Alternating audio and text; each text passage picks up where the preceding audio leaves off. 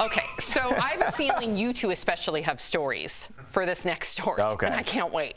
So how many of you got into trouble as kids? Well, imagine the surprise these police officers got at the scene of this accident. Two girls who are 9 and 4 took the keys to their parents' Chevy Malibu, snuck out of the house at 3 a.m. They made it 10 miles down the freeway before crashing into a semi.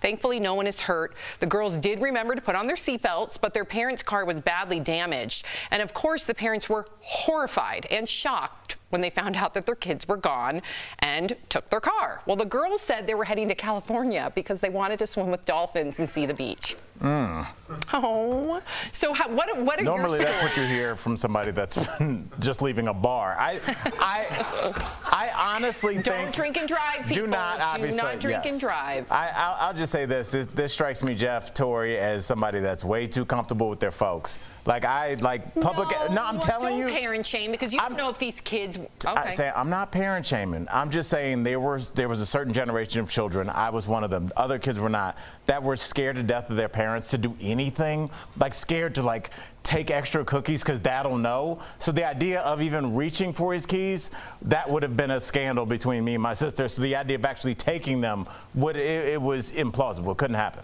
I think it shows ambition. Okay, talk to me. Yeah, I think.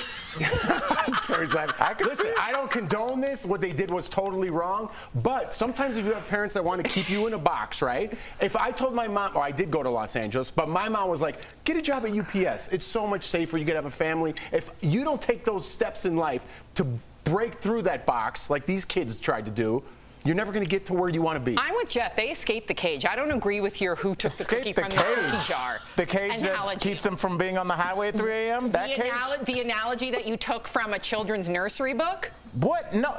Are you guys defending these children? No, I'm not defending them, but okay. Tori, nobody's answered the story if they did anything bad as a kid. Tori, did you do anything bad as a kid?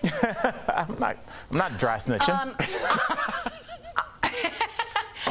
I was really sassy with my parents, and one time when I slammed the door, I'd slam it and open, and slam it and open, and slam it and open until the door fell over and I broke the door. That was pretty bad. We did that too. My dad took all of our doors off the hinges.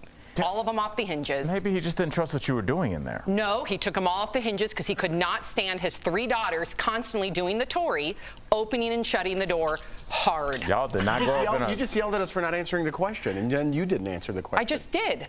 Oh, my own really bad story?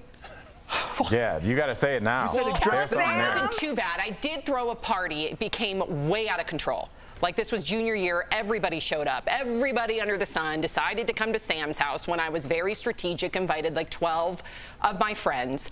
But I would say like 100 people showed up. I called the cops on myself to get those people. What a nerd. What a nerd alert. Tori, you're a Blink 182 play there? It sounds like American Pie. Yeah, it's a party from old school. What are you talking? I'm sure everybody threw a party at their house. You probably See, just listen to this, Jeff. I'm telling you, I'm hearing like cultural differences because like you guys talking about slamming doors in a black household.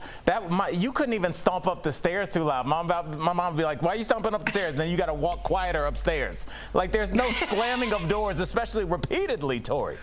Okay. All right, we got to get to the next story. Sometimes we think we're at a campfire and we could just keep going and going and going. So thank you, Chris, for telling us to. Okay. Yeah.